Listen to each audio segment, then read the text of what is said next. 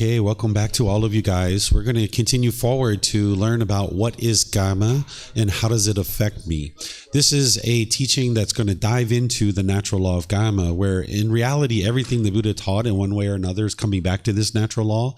Now we're going to dive in and talk about this natural law directly itself. So even when we learn the Eightfold Path or the 5 precepts or even meditation training and all these other things that we're learning, you're learning about the natural law of Kamma, but now we're going to go in and talk about this natural law itself directly.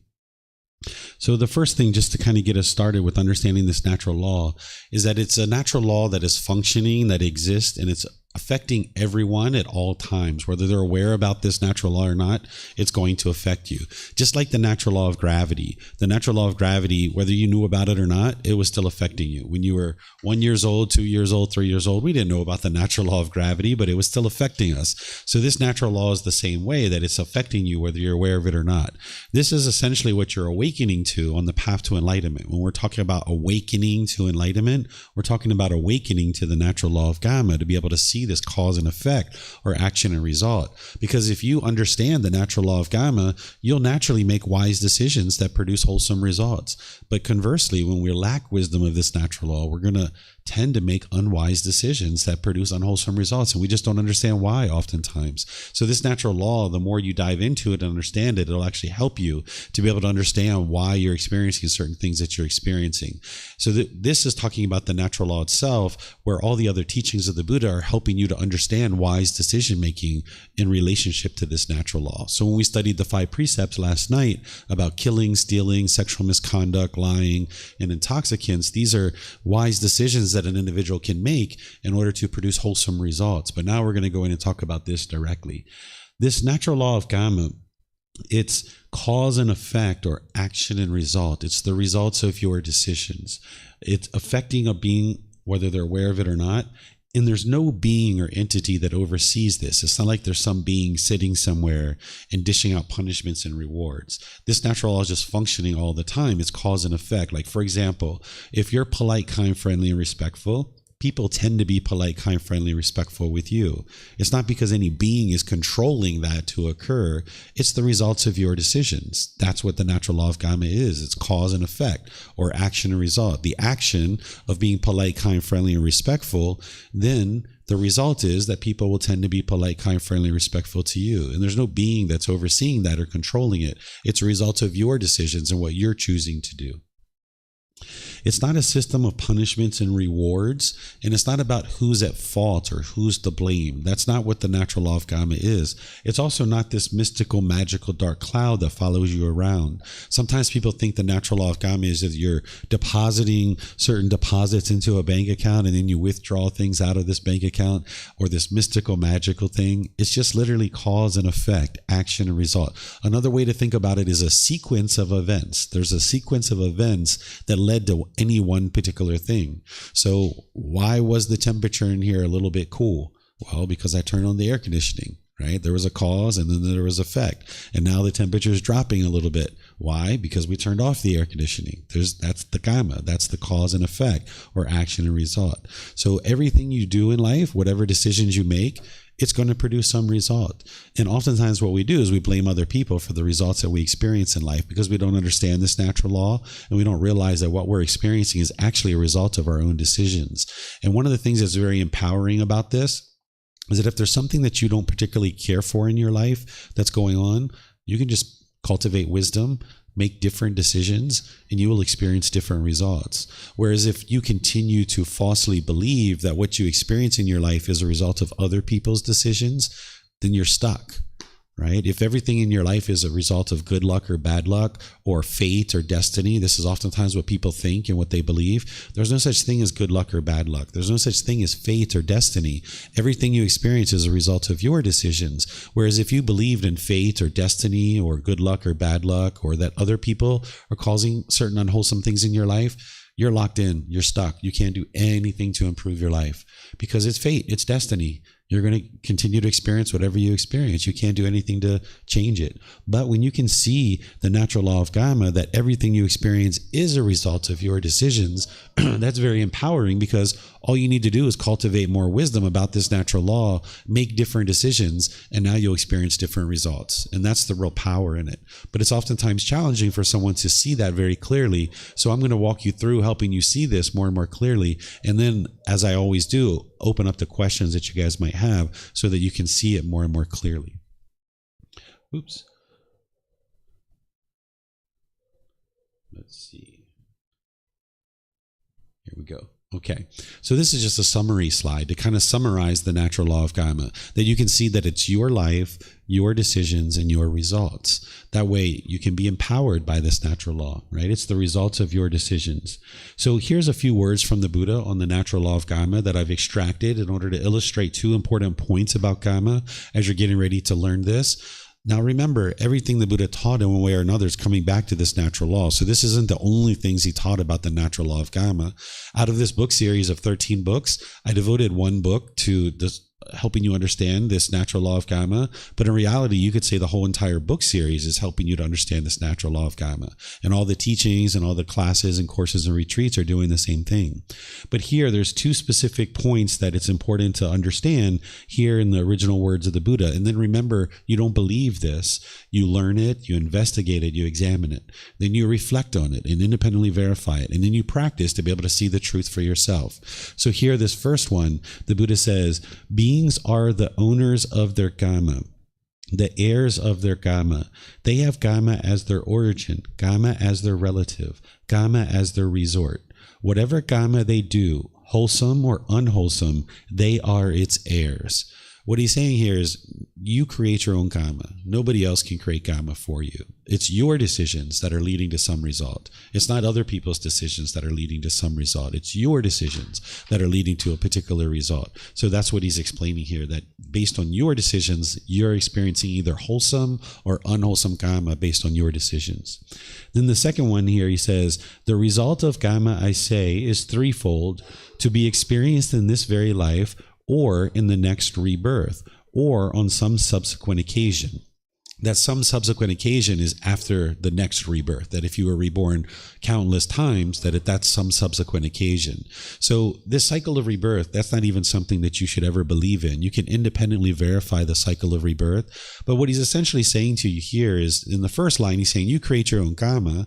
The second one, he's saying you can't run and hide from your Kamma. Whatever you do, either wholesome or unwholesome, you're going to experience it. You're going to experience it either in this life or some future life. Right? And now if you understand that, and you can see that things that you've been experiencing in life, they tend to repeat over and over and over again. You keep experiencing the same things over and over and over again.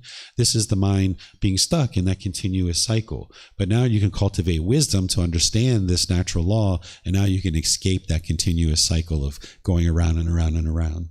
So here, when he's saying that you create your own Kamma and you can't run and hide from that Kamma, the next thing that you might come to is, well, if that's the case, let me figure out about this natural law of Kamma and become very wise about it so that then I can create only wholesome Kamma. Why would you be interested in continuing to produce unwholesome Kamma? But with a lack of wisdom, the mind doesn't know how to do that. So that's why you're learning, you're reflecting, and you're practicing. You're not believing. You're trying to get to that wisdom so that you can see the truth for yourself and now naturally make wiser decisions that produce wholesome results. So now I'm going to share with you the 4 types of Kamma so that you can understand what these are. There's something called wholesome Kamma and unwholesome Kamma.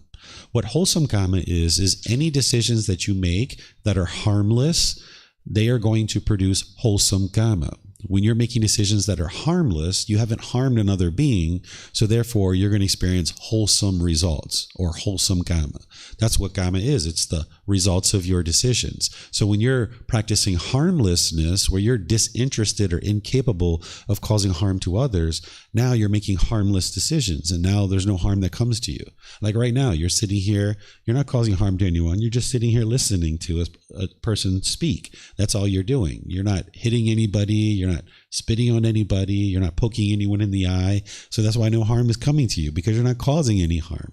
So when you practice making decisions that are harmless, then you'll experience wholesome results. But then if you make decisions that are harmful, this is going to produce unwholesome results or unwholesome Kamma. So this is why when we kill, when we steal, when we have sexual misconduct, when we lie, when we have substances that cause heedlessness, those are harmful decisions. that are now going to produce unwholesome results for us in our life. So the Buddha is teaching you through the Eightfold Path and all of his other teachings how to make harmless decisions and get away from these unwholesome results. So this is harmless decisions lead to wholesome kamma, and harmful decisions lead to unwholesome kamma. And then there's something called old kamma and new kamma. What old kamma is decisions that you've made in the past that you're experiencing the results of right now in the present moment. What new kamma is any decisions you're making now that you're going to experience in the future. So let me give you an example of this. Let's say 3 years ago, I filled out a government form to report my income to the government, and I filled out my tax form. And now this tax form, I lied on it. Or maybe I made an honest mistake, actually. But let's just say I lied on it, okay? And now I lied on that. I didn't report my income fully. And now 3 years later, the government finds out that I lied. And now they send me a notice and they say, you owe us $1,000 because you owed us $1,000 3 years ago, but also you owe $1,000 in interest and $1,000 penalty. You now owe $3,000. This is my old kamma coming back to me for a decision I made 3 years ago where I lied. Okay. But now in the present moment, I have the ability to make a new decision that's going to now produce new kamma. And if you didn't know this path to enlightenment, if you didn't know that you can't run and hide from your kamma, then you might make an unwise decision in the present moment. You might try to lie. You might try to hide from this. You might try to rip up the document and throw it away and say, no way, I'm going to pay that money. That would be unwise because now you're going to experience the results of that. So knowing this path to enlightenment, things like right intention, right speech, right action, this natural law of Kamma, you might decide to either write a letter or call up the government and say, hey, I apologize. I take full responsibility for this issue. I made an unwise decision. I would like to pay this off, but I'm sorry, I don't have the money. I don't have $3,000. Is there something we can do to work this out?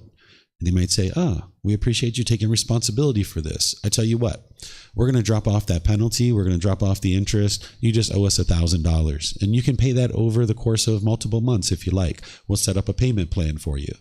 And this is the results of your decisions. Now that you're making wise decisions to no longer lie, to be loving and kind, to talk with right speech and being polite, kind, friendly, respectful, you can experience different results, right? Whereas if you lied, if you continue to hide this and continue to make those unwise decisions, then you're just going to continue to experience unwholesome results because you're making harmful decisions. So this is the difference between old Kamma and new Kamma.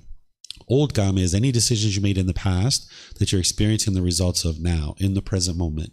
And then any decisions you make now, you're going to experience those in the future. That's new Kamma. And what you're doing on this path to enlightenment is you're looking to extinguish all your unwholesome Kamma. By the time you get to enlightenment, you're only experiencing wholesome results. You're only experiencing wholesome Kamma. This is one of the reasons why the mind is so peaceful and so joyful. Well, you've eliminated the pollutions out of the mind. This is why it's so peaceful and so joyful. But also you're only making wise decisions, and the things that are coming back to you are only wholesome. It's only wholesome things. You're no longer making unwise decisions. Whereas if you continue to make unwise decisions, you're going to continue to experience unwholesome things coming back to you. Your friends and family are going to continue to be bitter and harsh and hostile with you because of your choice to be bitter and harsh and hostile. If you continue to lie, for example, if you were doing what I just described as an example, you're going to continue to get notices of money that you owe and penalties and interest fees. You're going to keep getting these unwholesome results coming back to you. So when you can awaken to the wisdom of this natural law, making wise decisions, what you can do is you can extinguish your unwholesome Kamma by making only wise decisions. The way that I think about this is all throughout our life, we have been putting mud into our garden hose. When we're in the unenlightened state, we have certain craving, anger, and ignorance, and we've been putting mud into this garden hose. And now that mud is in the garden hose, and that's from our unwise decisions. Now what you might be deciding to do is hook your garden hose up to a faucet and open up the faucet and get some clean water coming through this garden hose. If you come to the temple once a year, if you meditate once a month, something like this, okay, you've got a little drip going through that garden hose. It's going to take you a really long time to clear out this garden hose. But if you come to the temple regularly for various courses and retreats, you're building up your meditation practice, you're reading books, maybe you're consulting with your teacher, you're opening up that faucet wider and wider, getting more and more clean water coming through that garden hose. But even though you're putting clean water into this garden hose, it's going to spit mud for a while, because of our old Kamma, because of the unwise decisions we made in the past when we had a lack of wisdom. So we're going to experience these unwholesome results coming back to us, even though you're on the path to enlightenment. You can't snap your fingers and instantly start making wise decisions and then instantly start getting wholesome results coming back to you, because you've made unwise decisions in the past, which is from your old Kamma. You're going to need to experience that. You're going to need to flush all that out. So as you get this water coming through the garden hose, it's going to spit mud. It's going to spit some mud, but then eventually you're going to get some clean water, and then it's going to spit some more mud, and then you're going to get some clean water, and then it's going to spit some more mud. But eventually you get enough clean water, enough wise decisions going into your life that as you make more and more wise decisions about how you interact in the world, you're going to get more and more wholesome results coming back to you. So by cultivating wisdom, you can put more and more wise decisions into your life, and then you can fully clear out this garden hose, and now you only have clean water coming out of the garden hose. That's the time you get to enlightenment. You've extinguished all your old unwholesome Kamma. All the old unwholesome Kamma that's coming back to you, you create new Kamma that is wholesome by making harmless decisions. But it's going to be challenging for you, because right now your mind still has those pollutions of craving, anger, and ignorance. Because here on the next slide, the Buddha is sharing with you how you create unwholesome Kamma. I talked about the 3 poisons, or the 3 unwholesome roots, or the 3 fires. Those are those pollutions, or the defilements, or the taints. These are the 3 high-level descriptions of what's plaguing the unenlightened mind. It's craving, anger, and ignorance, this unknowing of true reality. Whenever you're making decisions through craving, those are based on your own selfish desires. That's the longing, the yearning, the chasing after the objects of your affection. When you make decisions through your own selfish desires, it's going to produce unwholesome results. And likewise, when you make decisions through anger, bitterness, hostility, it's going to produce unwholesome results. And when you make decisions through ignorance or unknowing of true reality, where the unenlightened mind just doesn't understand what it doesn't understand, it has a lack of wisdom of these natural laws, it'll produce unwholesome results. So that's why you're learning about these 3 unwholesome roots, and then you're implementing proactive training that the Buddha shares on the Eightfold Path, which includes meditation, but there's other things as well, to gradually bring down these pollutions. You're gradually eliminating the craving, anger, and ignorance, because you can't just snap your fingers and eliminate it instantly. It's gradual training, gradual practice, and gradual progress. And while you're bringing down your craving, anger, and ignorance, you're going to still be making some unwise decisions. So you're still going to be putting a little bit of mud in that garden hose. Even though you're trying to flush it out, you're going to keep putting a little bit of mud in there as you go from this point forward. But slowly over time, what you're doing is you're developing this wholesome Kamma. You're developing your generosity, your loving kindness, and your wisdom. And that's the 3 wholesome roots. These 3 wholesome roots, you're bringing those up more and more in the mind. And now you start functioning through generosity, loving kindness, and wisdom, which is the exact opposites of craving, anger, and ignorance. Because as long as you're making decisions through craving, anger, and ignorance, it's going to produce those unwholesome results. But when you can make decisions through generosity, loving kindness, and wisdom, now you'll experience wholesome results. So that's what you're doing, is you're bringing these unwholesome roots down and ultimately uprooting those out of the mind by bringing the wholesome roots up. And now more and more you permeate in the mind this generosity, loving kindness, and wisdom. And this is what's going to produce the wholesome Kamma for you. Do you guys have any questions on this so far? You can ask with a microphone, or those of you guys online, you can put that into Facebook, YouTube, or Zoom. Or in Zoom, you can raise your hand electronically and ask any questions that you like.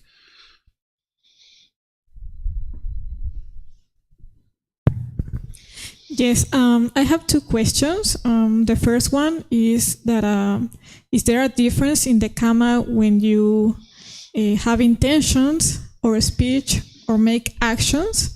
For example, it's not the same that I think that I'm going to kill, that I have the intention of killing, but I don't do it anyway at the end that I kill. Is that a difference? There is a difference. You know, if you have certain thoughts and you're able to restrain the mind, then you're just experiencing that within your own mind. You're not actually causing harm to another being. But those unwholesome thoughts that you're having, that is your Kamma, because you haven't purified the mind of craving, anger, and ignorance. So you're still having those unwholesome thoughts. But restraining the mind and not causing harm to another being, this will significantly reduce your unwholesome Kamma. So this is why once you get on this path to enlightenment, you might realize that there's a period of time where you're quietly frustrated. it's better to be quietly frustrated than overtly angry and hostile and bitter. If you're overtly angry, hostile, and bitter, you're putting that out into the world toward your parents, your siblings, your neighbors, your coworkers, and now that's all going to come back to you. If it's just internal in your mind, you've just got to eliminate that internally through the training that the Buddha shares with you. Okay, thanks. And the other is that we have like a collective karma. Mm-hmm. For instance, I don't know, people in Gaza, that the things that are happening in there with the war, there is like something like collective karma, or separately only. Yeah, you can think of it that way, but it still comes back to your individual choices. So like if you look at a group of people or a population of people, they're making individual decisions and they're maybe electing a certain leader. And that's a decision that they've made individually, but collectively together, they've selected this particular leader. And now whatever's going on in that leader's mind, they're going to make decisions for the entire country, but it's individuals' decisions to either elect that leader and or to continue to reside in that place. So it's very wise to look at leaders, whether they have craving, anger, and ignorance, and choosing wisely who you choose to run your country.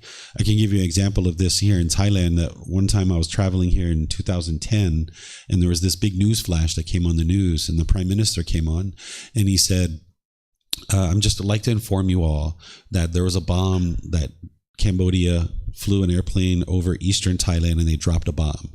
And nobody got injured, nobody got hurt. We don't know why they did this, but we've talked to them. We let them know that we're going to let them calm down for 2 weeks, and then we're going to send a delegation to Cambodia to try to understand what's going on and why did they decide to bomb us, right? Now, this is a leader who isn't functioning through craving, anger, and ignorance. They're making wise decisions. I'm not sure about where you live, but I know where I grew up. If Canada dropped a bomb on the USA, they wouldn't have got that same response, right? But because the leader here at that particular time understood the natural law of Kamma, that when a bomb got dropped on Thailand, if they immediately started dropping bombs on Cambodia and killing people there, then it was just going to escalate into a really big problem.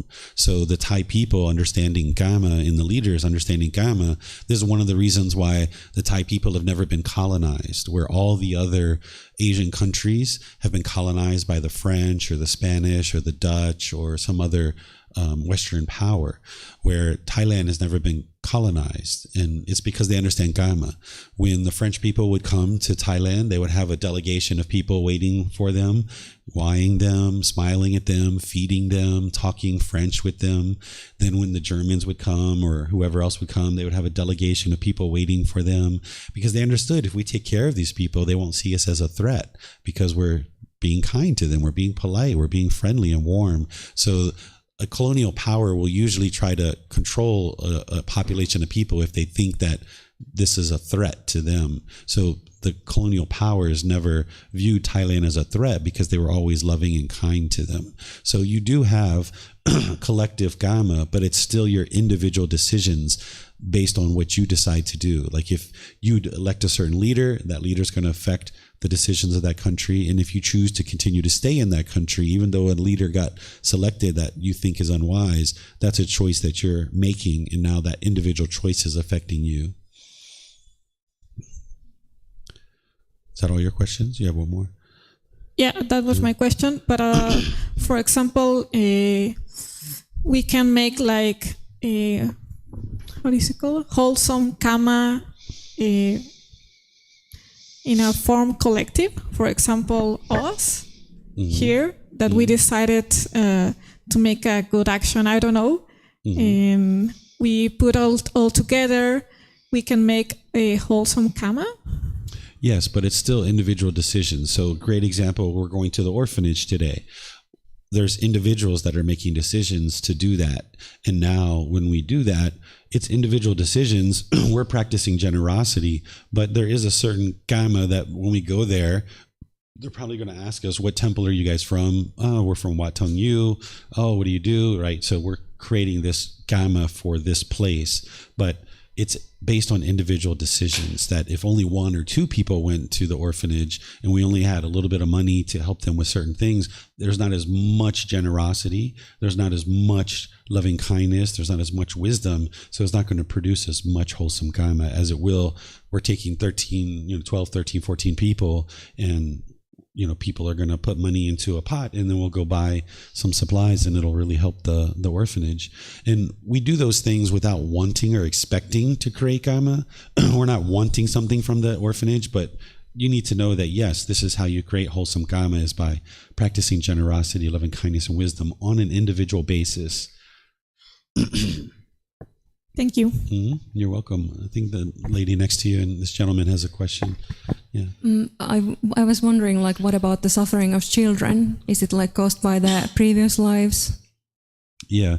So this is old karma from our previous lives, that when we make decisions in our previous life, we are reborn because we didn't extinguish our pollutions of mind in our previous life. And now, based on the decisions we've made in our previous life, we're going to be reborn into a certain family. So as a child, say a 3-year-old child that's in an abusive family, they're not being punished, right, for what they've done in the past, but it's a sequence of events. Maybe they were very angry, very bitter, very harsh, very aggressive in the past. Maybe they were a lion and killing a lot of people or something like this. And now they're reborn into the human world for the first time. And now maybe they're experiencing abuse as a result of the decisions that they made in the previous life. So this is how you can experience results from previous lives. And the way that this is happening is based on craving, desire, attachment in the condition of your mind at the time of death, that you're then reborn into a new life. Whereas if you and then your karma determines what realm and what condition you're reborn into. Whereas if you got to enlightenment in a previous life, you wouldn't be here right now. I wouldn't be here right now. But we didn't get to enlightenment, so therefore there's still work to do. We haven't cultivated wisdom about this world 100%, so we're still here trying to cultivate that wisdom. And once you cultivate your wisdom fully, then you can escape out of this continuous cycle. So that's how we understand that we experience certain difficulties as we're being born into the world, and even as children. Mm-hmm. Yes, sir. Yeah, it's a little bit follow up on the previous question, the difference between intention and actually the action, which have gone through the whole process. And Did you lose your mic?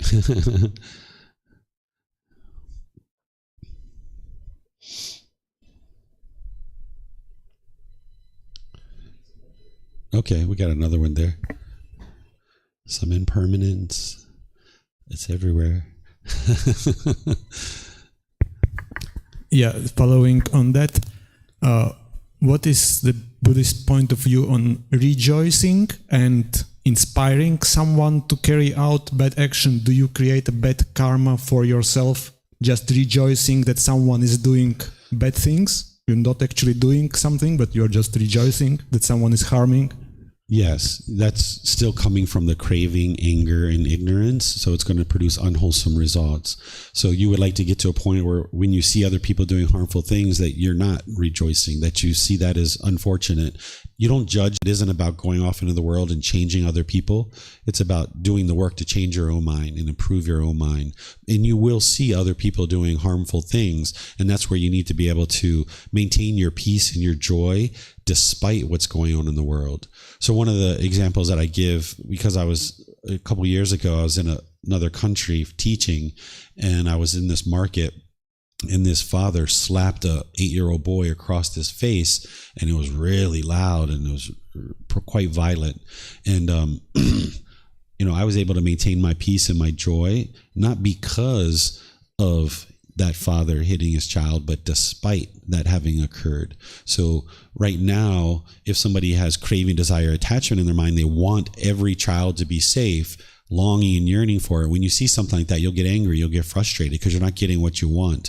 And yes, it would be wonderful to aspire in this example, for all children to be safe. That's something we can aspire for. That's something we can work towards. But it's also the realization that for every child to be safe, it's not based on my decisions. Children around me are safe. I'm not causing any harm to any child, but I'm not the one who's making all the decisions because there's 8 billion people in the world. So it's a matter of getting to a point where you understand that there are going to be harmful things in the world, and those harmful things aren't coming from you and you can't affect them, but rejoicing in those harmful things would be unwise for you because there's still anger and ignorance in the mind. So would it be wise then to generate compassion and loving kindness even towards those people who are committing those actions? Yes. I mean, understanding that they are acting from the what you say, pollutions, and that they are your mothers but still affected. Would it be wise to generate internally compassion and loving kindness? Yes, that's what you're doing on this path, is that you're understanding that all the unwholesome decisions that are being made in the world are producing unwholesome results, and those are coming from the individual pollutions in each individual person's mind, and you can't change another person's mind. They have to do the work to do that. So any unwholesome things that you're seeing in the world, it's coming from other people's pollution of mind, and all you can do is what you're describing, is cultivate loving kindness and compassion. That's part of the Brahma Viharas, or those 4 healthy mental states, and that's part of the work that you're doing, that even though other people are doing things you disagree with, you can maintain your love and your kindness towards them. So even though I disagreed with this father hitting his child like that, I had loving kindness for him, a genuine interest in seeing him be well. And I had concern for his misfortune to be so angry and so bitter and so hostile in a public place, to be able to smack his child across the face like that. And then I had the same thing for his child, this loving kindness and compassion. But I knew that I can't solve that problem. I was in a foreign country. I don't speak the language. And even if I did, I'm not going to go over there and say anything, because that child at the end of the day needs to go home with that parent, and whatever that parent chooses to do, I can't protect that child. The child is experiencing that based on the craving, anger, and ignorance in the father's mind. And the only way to remedy that is the father needs to realize what he's doing is unwise.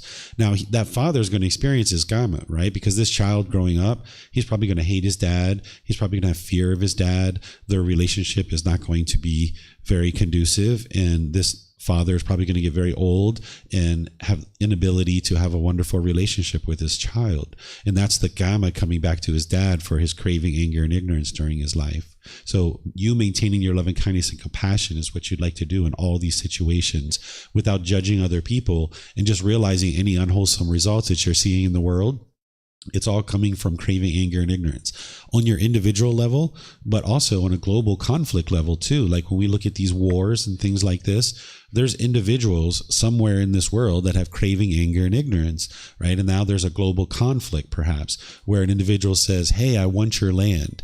This is their craving, right? Hey, I want your land. Give me that land. And then the other country says, no, you can't have our land. And now you're not getting your craving fulfilled. So now the anger arises. And what an unenlightened mind does when the anger arises is it tries to oftentimes fear other people into doing what you want them to do. So now I'm going to send my soldiers into your land, and I'm going to kill you and kill a whole bunch of people and bomb you and try to fear you into giving me what I want. So this is the craving of an individual. This is the anger arising, and it's coming from ignorance, because there's nothing beneficial that's ever come from a war. It's always going to produce destruction and mayhem and calamity. But even global conflict is all because of craving, anger, and ignorance. Anything unwholesome that you see going on in the world, you can trace it back to craving, anger, and ignorance. Whether it's an individual or whether it's an entire country basing their decisions from a particular leader. That particular leader has craving, anger, and ignorance in their mind if they're producing unwise decisions that's then producing unwholesome results. Yep.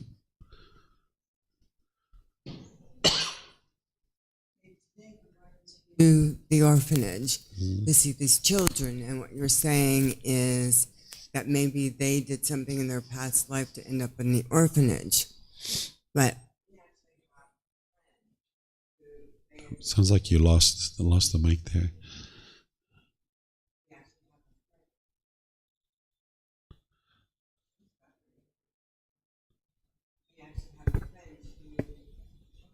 It's not working.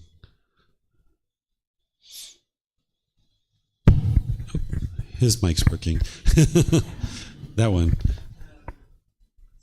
Jeannie, that one's working. He's confirmed it. He saw the truth for himself.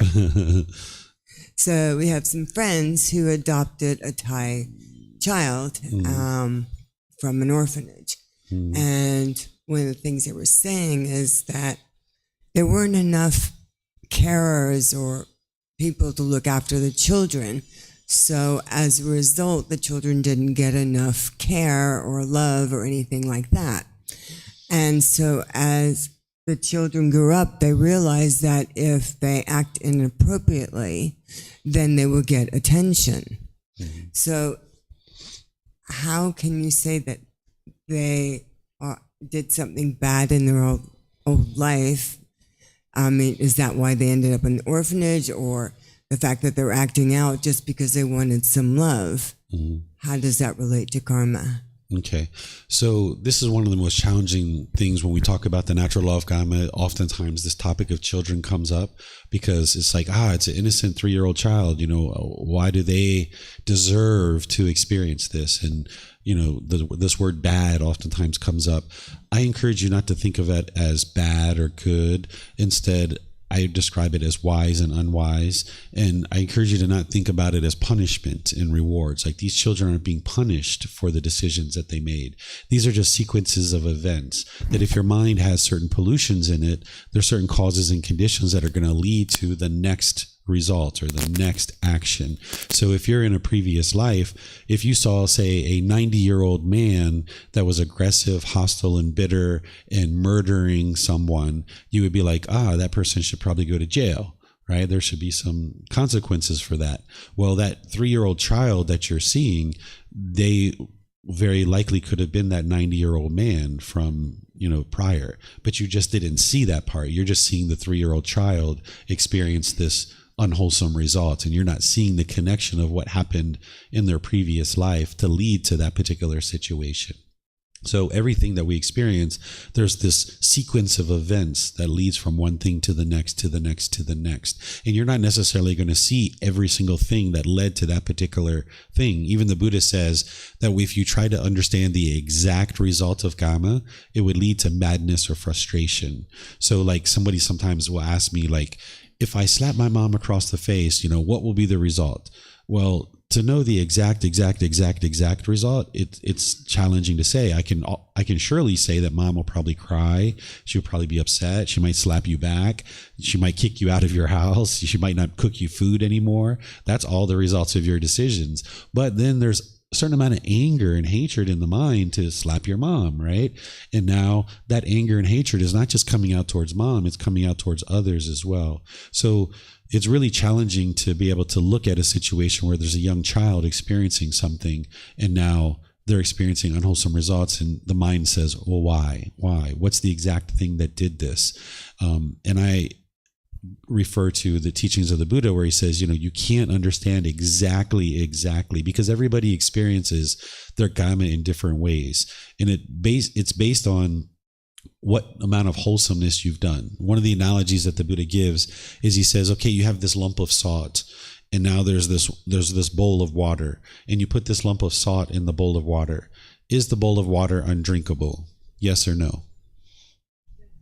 Yes, it's undrinkable, right? You can't drink that water. But now say you take that same lump of salt and you put it into a river. Is that water drinkable or undrinkable? It's drinkable, right? You can still drink it. So the water represents the wholesome decisions that you've made. And if you've only made a limited amount of wholesome decisions in your life, that same lump of salt is going to affect this person differently than this person over here that's made all these wholesome decisions in their life. So if somebody has been born into a family where they're giving attention for unwise decisions, and now that child is being encouraged to do those unwise things, those are decisions that child is making. And of course, at 3 years old, 6 years old, they don't have the wisdom to know what is wise or unwise. But they were born into that family that has a lack of wisdom. And now they're experiencing the results of their decisions of having not got to enlightenment in their last life. And because of the pollutions in their mind, in the condition of their mind, their kamma, they're now being born into this family, where now this family lacks wisdom to be able to learn and practice these teachings in such a way that's going to produce wholesome results. But then there's other children who are born into families that have quite a lot of wisdom. And now they learn and they grow and they develop and they learn what's wise and unwise. And then they're able to create a really wonderful life for themselves. So everything we experience is a result of our decisions, either in this life or our previous lives, but you just might not see exactly what it is. But it's the sequence of events. It's not punishment and rewards. It's a sequence of events of one thing leading to the next. She's got to follow up.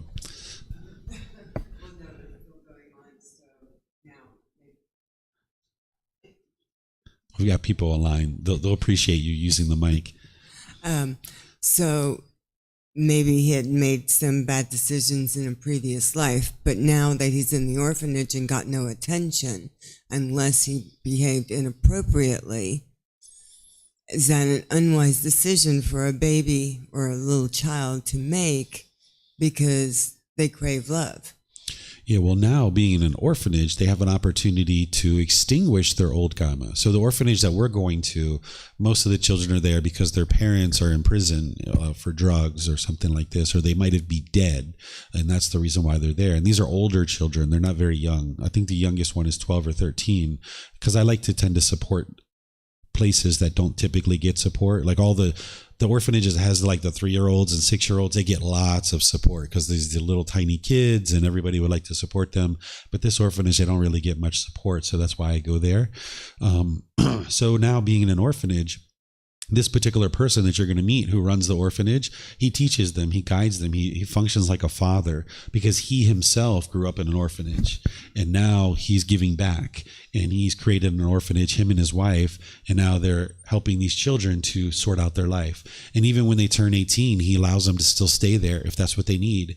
And then he helps them get a job, he helps them get an apartment, he helps them really get going in life. And this is the kamma. This is the results of your decisions. So now maybe you were born into a family where your parents were addicted to drugs or selling drugs or they died, but now you're going to this orphanage where now you have an opportunity to improve your kamma by learning some wisdom and now make a better life for yourself. And there's people like this in the world, this gentleman who's doing this, and then there's people like us that we're going to go there and we're going to support this gentleman. He's doing this great work on a day-to-day basis, and we can't be there with the kids every single day, but we can go there for a couple of hours, give them a bunch of food and say, hey, great job, guys, keep it up, we're here to support you, please have this food.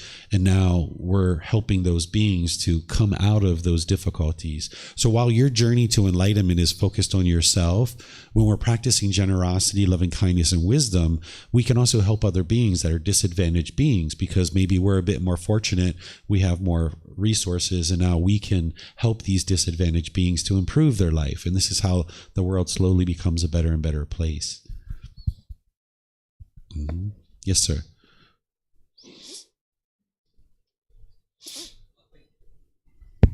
Thank you.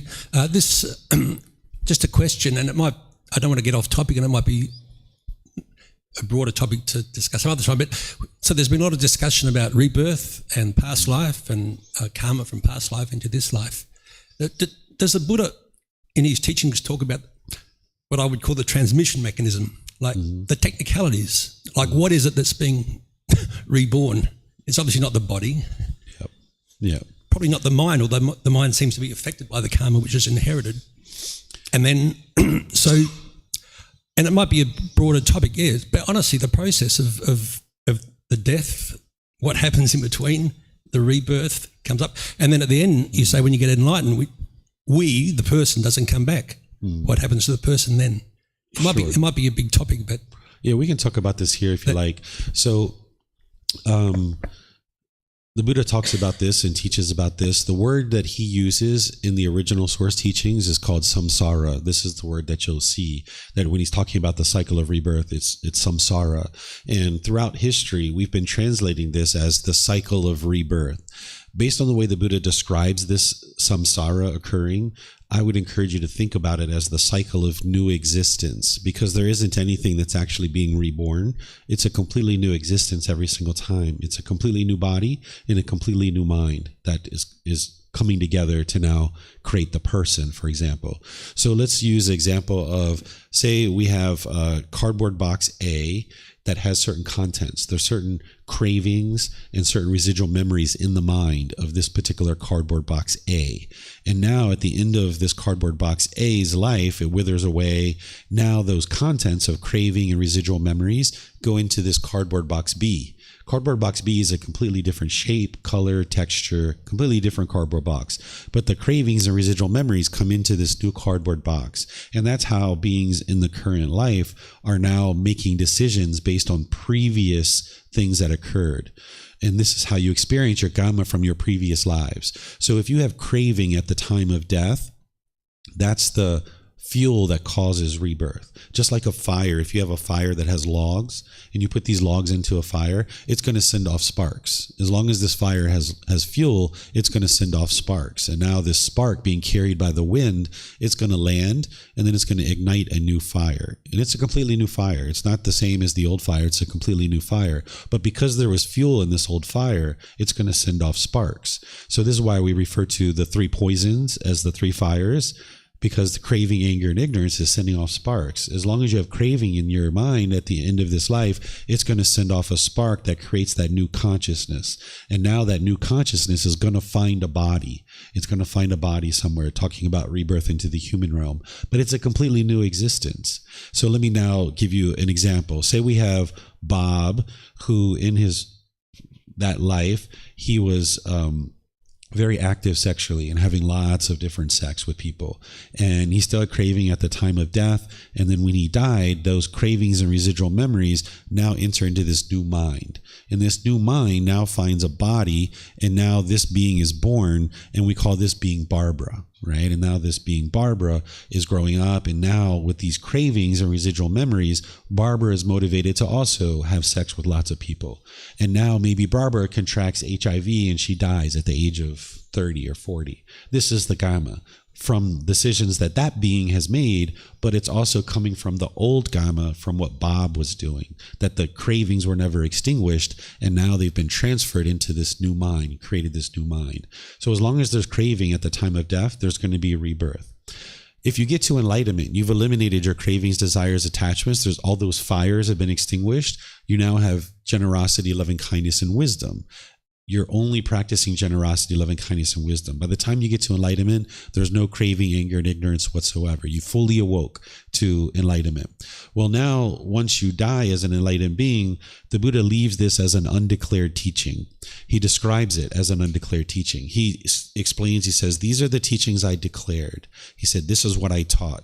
I taught discontentedness, the cause of discontentedness, the elimination of it in the path forward, how to completely eliminate discontentedness. That's what I taught. And then he says, remember what I did not teach. I did not teach these things. And he gives 10 things that he didn't teach. And one of the things that he didn't teach is what happens next, if anything at all. And he wisely left this as an undeclared teaching.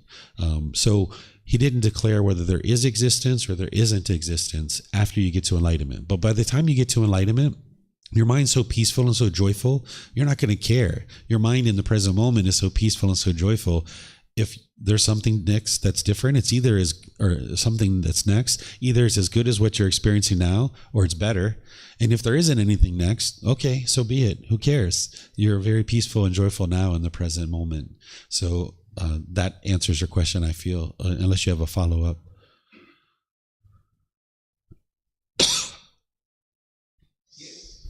Yeah, sure. Very, very helpful. That's fine. I'm still curious about how the spark of craving gets from box A to box B. Okay. But yes, that last point about the Buddha not teaching about what happens post enlightenment. That's interesting. I didn't know that. Yeah. So thank you. Yeah. The Buddha does talk about what's called the stations of consciousness. And it's a teaching that I have in this book series, but it's not something that I memorized because it's not going to lead to your elimination of discontentedness. But if you're interested in looking at it, I think it's in volume 11. That whole book is dedicated to the cycle of rebirth. So you could look at it there.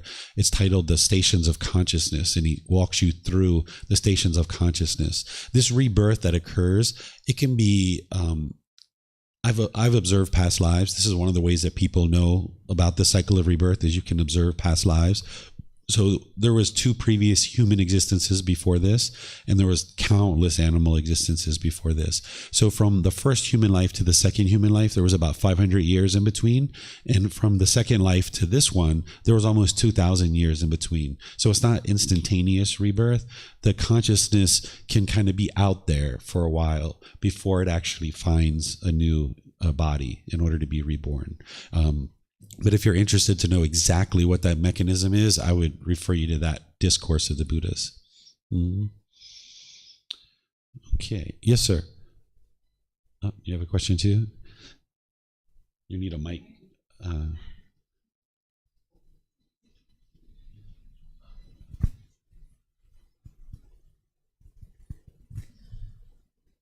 Yeah, David, my question was about when you were talking about somebody filing that tax return, for example, and breaking the law, whether intentionally or not. Is it always a bad thing, or is it always unwise to break human laws? I'm thinking about situations where people are crossing borders, looking for safety. I'm thinking about situations where laws are not always fair or equitable. What would you say about that? We're going to talk about laws of society here in a moment. I've got it as part of this. So let's talk about it then. And if I don't answer that, be sure to bring it back up. Victoria? Hello. Well, just curious about what you said about Thailand and all these nations that were colonizing other nations. So I think that the reason why they were colonizing other nations is not only because they were seeing those nations as threats, but also they wanted, natural resources and other benefits for them. And I was wondering why then Thailand was not colonized. And you said that, well, they were having all this loving kindness attitude towards other nations. Also, I was wondering if they were like Thailand was colonizing at the same time, or they were like a very peaceful nation that were not doing anything in that regard. I'm unaware of the history of Thailand, so I don't know. That's one question. Maybe we can talk about that when we're in the van, since I would like to talk more about the natural law of Kamma, but I'll help you understand that. Oh, it's just, that would be fantastic. But also, like, the main question was if then the loving kindness they were practicing was somehow protecting them from these nations that were actually not so loving and kind and colonizing other nations. Okay, so maybe we'll talk about it then.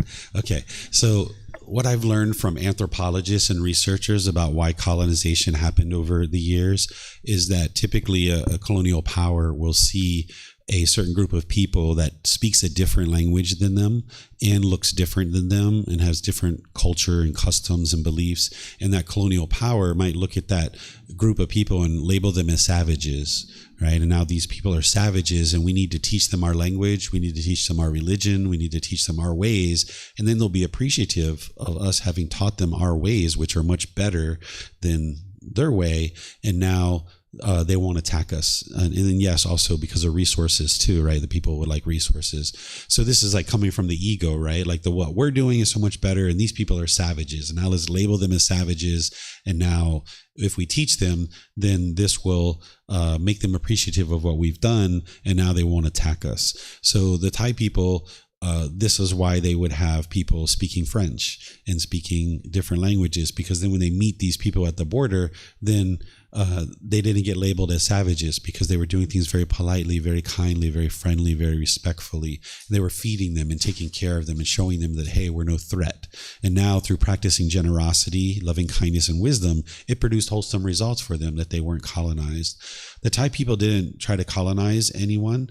The Thai people that are in Thailand today, they originally started in northern Vietnam, what we would consider to be northern Vietnam, but it wasn't northern Vietnam then. So the ethnic group of Thai people were there. The Chinese people started coming down and putting population pressure on the Thai people. that they were trying to expand their empire. And there's kind of like two ways to expand your empire is you can rape, murder, pillage, destroy, fight wars, kill people. And this is one way to take over new land. Another way to do it is to just have your people go out and send them out, take their stuff with them, and then put it down and start living in that place. It's much better for PR to do it that way, right? So this is what the Chinese people did, is they kind of walked down south, putting population pressure on the Thai people. There was only so many crops that could be created, only so many foods that could be available. So the Thai people started migrating westward.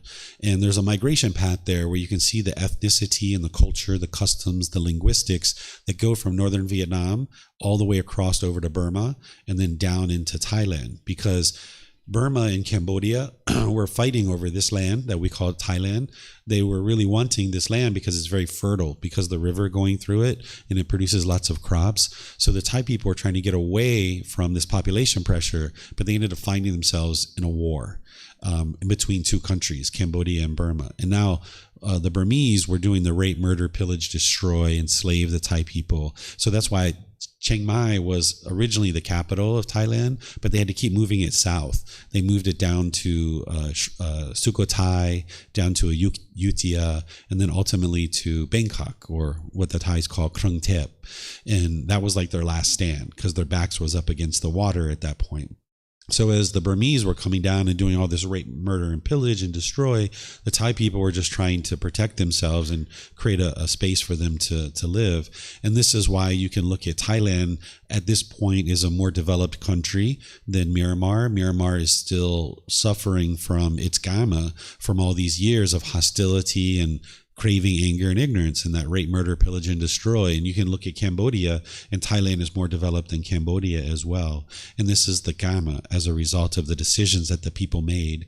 And you can even see this here in Chiang Mai, that the Thai people built a lot of temples and a lot of Buddhist things. And this is why you guys may have come to Chiang Mai, is to see these things. This is producing the Kamma, the wholesome Kamma, because they're practicing the generosity, the loving kindness, and wisdom. And now for so many centuries they've been investing in these temples and these big Buddha statues, and now people want to come see them, and they have this regular revenue of people coming to visit. But you don't see that to be the case for Myanmar and Cambodia as much, because of the Kamma, that they're not necessarily practicing the teachings as closely as you see here in Thailand. Mm-hmm. What's that? That they just peacefully occupy this land. That's how it happened. That's what the Thais were trying to do, but they found themselves in a war because they were kind of creating a wedge between the Burmese and the Cambodians. And then they kind of carved out this space. And then as they were carving out land, rather than trying to colonize others, they actually succeeded land in different situations. I think there was like 70 different land successions where they gave, like Lao. The whole reason why Lao was created is because the French people came in and tried to colonize the Thai people. And they, at the river, they cut that off and they said, okay, you guys can have that. And this is one of the reasons why people in Lao, they're kind of like cousins and brothers of Thai people. And it's like, why'd you guys let us go? Why didn't you protect us? But the French felt more protected because there was a river between Thailand and Lao. And usually when there's mountains and rivers, it's a lot harder to fight and go to war. So the French people felt protected. So Thailand has been through about 70 different land successions where they've given away little pieces of land here and there in order to just appease somebody, so that power would be appeased, and then they could kind of create a country for themselves where they could live in peace. Mm-hmm. Mm-hmm. Okay. Oh, you have a question? Yes, ma'am. There's some mics all around you. You'll need to press the button there. And once the light comes on, just give it a second.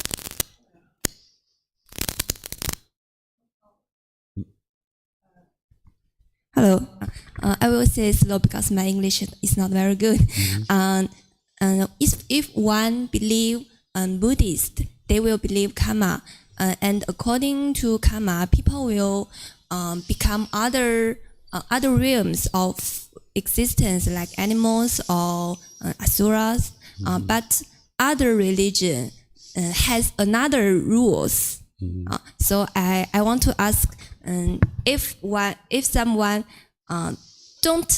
if someone don't believe karma or Buddhist, will he follow the law of karma? Is karma universal? You should never believe anything that is being taught here. So you're not believing the natural law of Kamma. That's why I'm teaching it to you like this, so you can learn it, you can reflect on what I'm sharing, and then you can practice to be able to see the truth for yourself. So I would encourage you not to believe anything, the natural law of Kamma or the cycle of rebirth or any of these things. This natural law is affecting you, whether you're aware of it or not. So it doesn't matter what you believe, this natural law is indeed affecting you. So for example, let's just say you went outside on the street, and I know you wouldn't do this, but let's just say you punched somebody in the face. Your Kamma is that you've caused harm. That was a decision that you made. And now that person's probably going to punch you back, perhaps, or they're going to throw you around, or maybe they pull out a knife or a gun or a baseball bat. You don't know, right? That you're going to experience some result. You're going to potentially even go to jail for that. So that's the Kamma. So you can see that this is the truth, that it's not something to believe in. And then the more that you learn about it, then you can navigate the world through this natural law. So you think karma is universal? It's universal. It applies to everybody. Everybody's experiencing it, whether you're aware of it or not. You're experiencing the results of the decisions that you make. And the more ignorance or unknowing of true reality, or the lack of wisdom or misunderstanding you have of this natural law, the more difficult your life's going to be. The more wisdom you have about this natural law, the more at ease your life's going to be, because you're going to be making wise decisions that produce wholesome results. Thank you. Yeah, you're welcome. Okay, I'm not seeing any other questions anywhere. So let me share with you now about how to eliminate unwholesome karma. I already talked about it a little bit with the garden hose, that we've been putting this mud into the garden hose, and then you're hooking the garden hose up to the faucet, right? And you're putting this fresh water into the garden hose. Well, that fresh water, the wise decisions that you're putting into the garden hose, this is coming from the Eightfold Path. This is the core central teaching that the Buddha shares, that's going to teach you the wise decisions about how to make wise decisions. He's not trying to force you or convince you to do anything. He's just showing you what he did in order to produce this enlightened mind. So as you're learning and practicing the Eightfold Path, which is right view all the way through right concentration, as you're learning, reflecting, and practicing, not believing it, but practicing it, that's where you'll see more and more wise decisions going into your life. And now you'll experience more and more wholesome results because of that. Through producing only wholesome karma, you're extinguishing your unwholesome karma. But you're going to need to experience the results of your old karma, the unwise decisions that you made in the past. You're going to need to experience that before you make your way out of it. So let me give you an example. When I was growing up, our family was quite hostile, quite bitter. And this is what I learned growing up from my family, to be very harsh and very bitter to the people around me. And we kind of feared people into doing things that we wanted them to do. And this is what I learned from the adults around me. So as I was growing up in life, I was choosing to do things that differently, but I still had a certain amount of bitterness and hostility that was in my mind. So by the time I met my wife, we've been together since 2007. By the time I met her, there was a certain amount of peacefulness and politeness there, enough that she was interested in having a relationship with me. But at different times, I would be bitter and I would be harsh and I would be hostile with her. And I did this all throughout our relationship. For the first 11 years, I was making very unwise decisions in our relationship. And she was learning that from me, all this bitterness and hostility. And there would be times where we would be arguing, we'd be upset, and we'd be angry and yelling and hollering at each other. But eventually I decided, I'm done with this. I'm tired of going through all of this. At the 11-year mark, I started to then get focused on these teachings more and more closely. And I started transforming my mind and doing something different. But my wife had still experienced all this bitterness and hostility from me. So even though I was choosing to do something different, she was still being bitter and harsh and hostile with me. So there would be times where I would come home and something happened that she didn't particularly care for, and she would maybe be yelling or hollering at me or being upset with me. Where in the past I would yell and holler right back, and then we would just have a big fight. But I decided to do something different because I was interested in practicing the Eightfold Path and extinguishing these unwholesome results, these unwholesome kamma that I created in the past, I needed to do something different. So now when she was being argumentative with me, I chose to be polite and kind and friendly and respectful. Sometimes I would just walk away, let her sit there and yell. Other times I had more control over my mind. I would just sit there and I would smile. And then when she was done, I would say, okay, thank you, dear. And I would why her and I'd walk away. Right. But I ensured that I wasn't being bitter and hostile and harsh back, because if I continue to be bitter and harsh and hostile back, it's just going to come back to me. So it took about 1.5 years for her to fully extinguish all of that. But I had to experience that. That was my kamma coming back to me because I had been bitter and harsh to her. So I had to extinguish that. So there were times where she would be yelling and hollering at me, and I would say, anything else, dear? Get it all off your chest. Come on, just say it all. I would kind of incite her to get it all out because I knew she had these fires burning in her mind. And I was interested in her extinguishing her fires, because by her extinguishing that aggression, that hostility in her mind, then eventually she would extinguish all of that. Her pollutions would be gone, and then she'd be more loving and kind. So sometimes I would sit there and say, anything else? Come on, give it to me. I know I used to do this to you too. Come on, give it to me. Go ahead, say it. Eventually, after 1.5 years, she extinguished it all. And now for the last 5 or 6 years, there's been no problems. We don't get upset with each other. We don't argue with each other. We're not bitter and harsh and hostile at all. We're just loving and kind with each other. So we've been together for 17 years, but we've been happily together for 5 years, right? So it takes time to work on your relationship. It's not meet, and then live happily ever after, right? It's not meet, get married, and then live happily ever after. That's not the way marriage works. For anybody who's in a relationship, you know that you need to learn each other. You need to figure out each other. So it took us about a good 11 years to figure this out. And then another 1.5 years for her to fully extinguish her poisons and pollutions in her mind, so that now we can be loving and kind with each other all the time. There's never arguments in our house. There's never bitterness or hostility. Even with our son, we have a 11-year-old son that he doesn't yell, he doesn't get upset, because part of my unwholesome kamma was not only was I experiencing this aggression and hostility from my wife, but my son had learned some of that stuff from me and his mom as well. And he was starting to talk bad to his mom.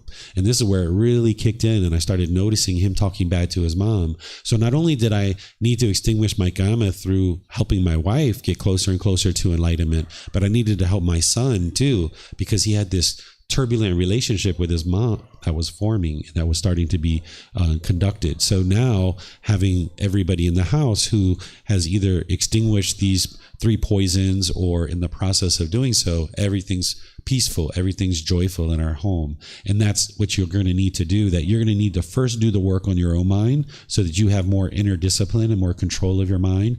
And then in situations where your mom or your dad or your brothers or your sisters or your life partner, your children are being aggressive and hostile and bitter, you're going to need to be able to control your mind and be calm, because if you keep putting out aggression and hostility, it's just going to keep coming back to you. So that's how you extinguish your unwholesome kamma in your relationships, is by you transforming your mind first, and then you doing something different that you haven't done before, which is remain calm and collected. And that's where the training of the Eightfold Path is going to help you to be able to do that and understand how to do that. So this is how you can clean up your kamma. Okay, so now let's talk about laws of society, because sometimes when we see certain things happening in society based on governmental laws, you might see somebody who was found with blood in their house, blood in their car, bloody shoe print at a murder scene, and they go to court and they're found not guilty. And you're like, hey, David, you said that you can't run and hide from your kamma. Isn't that person running and hiding from their kamma? Well, the answer is no, that the laws of society are imperfect because they're created by human beings, they're administered by human beings. So while we should always aspire for more and more fair and equitable laws, we need to come to the understanding that human laws are going to be applied unfairly because they're applied by human beings. So this natural law of Kamma is functioning at all times. So even though a person went to court and they were found not guilty, they haven't escaped their kamma. The going to jail or going to prison, that's just one component of their kamma. There's other things that this person is experiencing as well, besides just going to jail. And you may not be there to see those things occurring, because if you have enough anger and hostility in your mind that you can literally kill another human being, just because you were found not guilty in court it doesn't extinguish that anger and that bitterness. It's coming out in all your other relationships too. So this individual who might be found not guilty, they're experiencing these other results that you may or may not be able to see, depending on how close you are to the person. So you might notice that this person experiences a bad reputation in the community, that there's certain sickness or disease, certain physical and mental pain that they experience. They can experience a shorter lifespan as a result of killing. They have a certain amount of hostility and aggression where they're in fights. And because of that hostility and aggression and fighting other people, now that they're out and free, they're not in jail, they can be killed themselves. Right? They can also experience a loss of income or a loss of wealth because now people aren't interested in giving them a job because they know that they've gone to court and they were found not guilty, sure, but it's all over the news that they had the bloody footprint at the murder scene and all these other things, right? So there can be these technicalities based on human laws being imperfect that this person can be found not guilty in a court of law. But the natural law of Kamma is functioning at a much higher level. So they can be experiencing all of these things, including difficulties in relationships, securing and progressing in employment, securing housing, acquiring necessities to sustain life, and then, of course, discontentedness and rebirth as well. An individual who's killed, oftentimes they have guilt, shame, and fear in their mind, and it's very challenging for them to get away from that. So you can't run and hide from your Kamma. You're going to experience it. It just might not be delivered in the way that you're looking for. If you're looking for someone to be found not guilty in a court of law, in some cases that's going to happen, and it's going to happen the way it needs to happen. But because of impermanence, we know that these human laws can't be administered fairly amongst all people, even though we should continue to aspire to do that.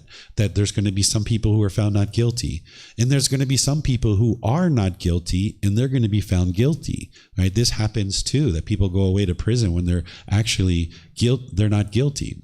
And where this can come from in terms of Kamma is, let's just say I'm 17, 18, 20 years old. I'm hanging out with some drug dealers or a gang or something like that. And now say this gang goes and kills somebody.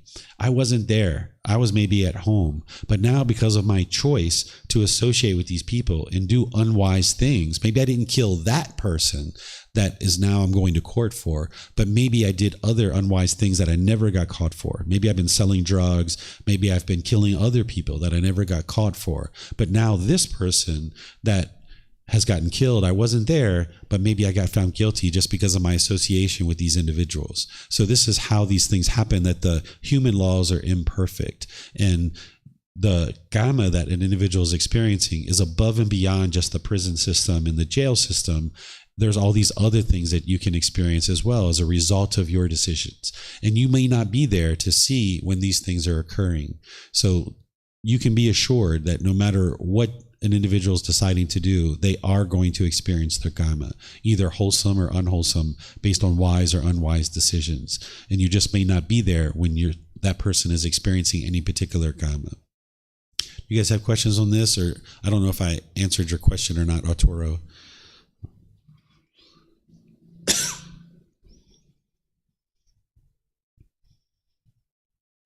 It's more about, is it ever justifiable to break human laws, and how does that relate to Kamma?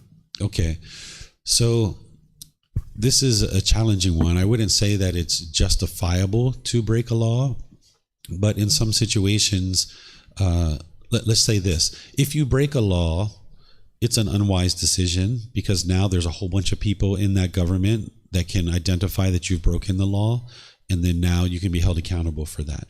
Right? That can surely be a result. But depending on how you look at the natural law of Kamma, like I think the example you gave is like migrating from one country to another. An individual could stay in their own country, maybe get murdered, or they could try to take their chances and cross a border illegally, and now that's a way for them to stay alive.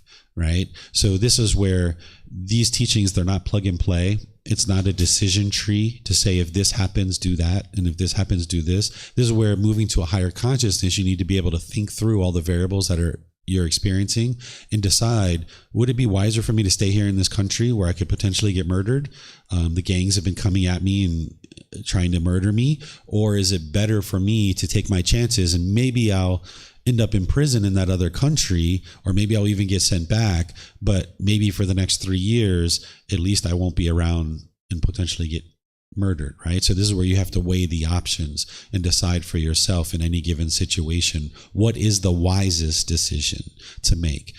We were talking about this related to veganism the other day, where I was talking about how there's not a perfect solution oftentimes whenever you're experiencing a certain thing, where it would be very unwise and unadvisable to hold on to an unwise decision because the perfect decision isn't available, right? So it would be unwise to stay in that situation where you can easily be killed by a gang because the perfect decision doesn't exist yet. Oftentimes it's better to let go of that unwise decision to stay in that area and move to another area. Or like we were talking about it in terms of veganism, that it can be wise to let go of animal products and move to plant-based food supply, even though knowing that there is some contamination in vegetables and fruit to a certain degree. But if we wait for the perfect solution, then we're going to continue to hold on to this unwise decision. So that's unadvisable. So this is where you have to look at all the variables and decide for yourself. It's not that it's always wise to break a law, and it's not that it's always unwise to break a law either. But just weighing your options, you can see that there are going to be consequences of breaking that law. And now, depending on what you were facing otherwise, it could be potentially a wise or unwise decision. Mm-hmm.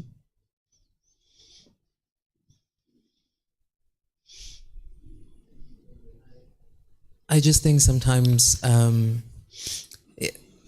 don't know if this is shared by other people here as well, but there are situations sometimes where I feel like some of the teachings, for example, may clash in my mind, right? And be at odds with each other. Let's say, for example, what you just said about...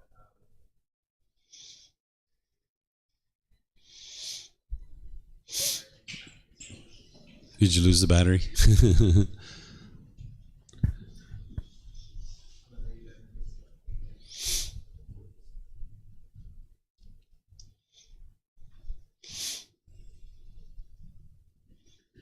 Sometimes some teachings in my mind, when I try to analyze certain situations, might be at odds with each other.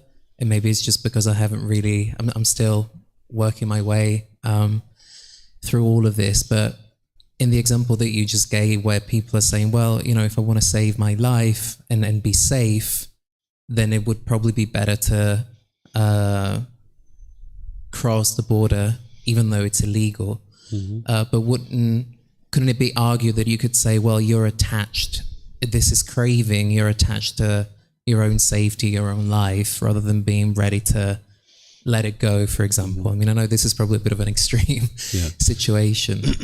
So none of the teachings of the Buddha are in conflict with each other. If somebody's seeing conflict or they're seeing disparities, this is just because the mind doesn't understand them 100% yet. So it's good that you're asking questions to get that clarity, where what you need to do in order to practice these teachings is you need to have loving kindness and compassion for this being. Like we were talking about earlier, that if you don't have loving kindness and compassion for this being, then you're not going to be able to get to this enlightened mental state. So if you're not alive, you can't get to enlightenment, right? So if you're in a position where you're potentially going to meet death very soon, it's wise to leave. And you can do that without craving, desire, attachment, right? Like the Buddha, at one time, he was starving himself. And that's what people thought was going to lead to enlightenment. So he was doing that for a period of time. But then he realized that that was unwise, and he came to the middle.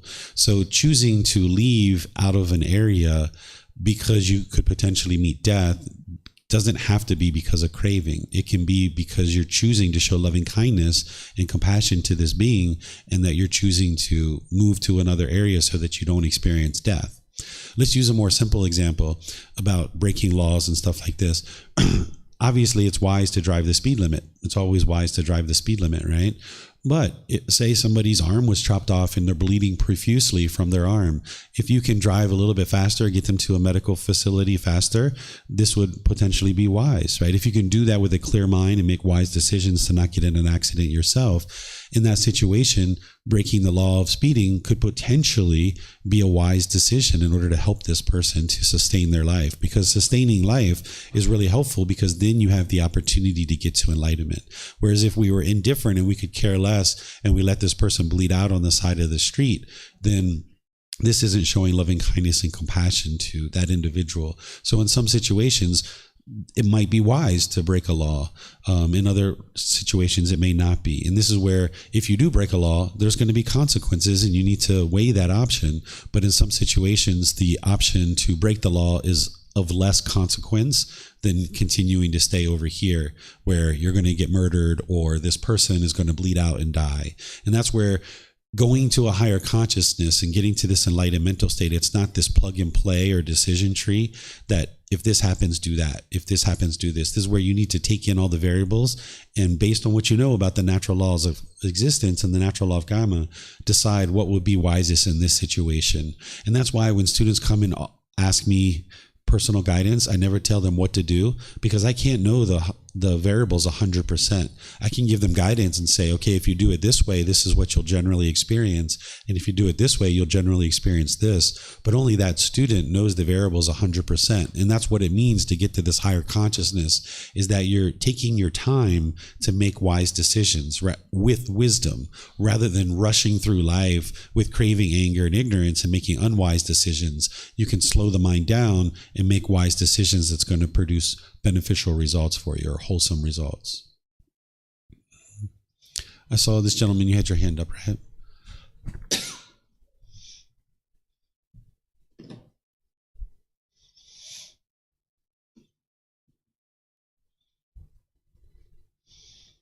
Is anybody warm?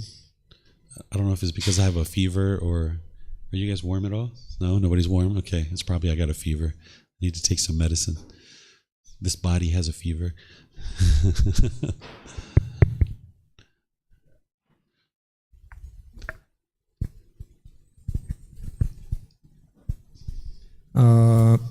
Speaking about that crossing borders, or it sounds like trying to escape your karma, whereas I think what you have to experience, you have to.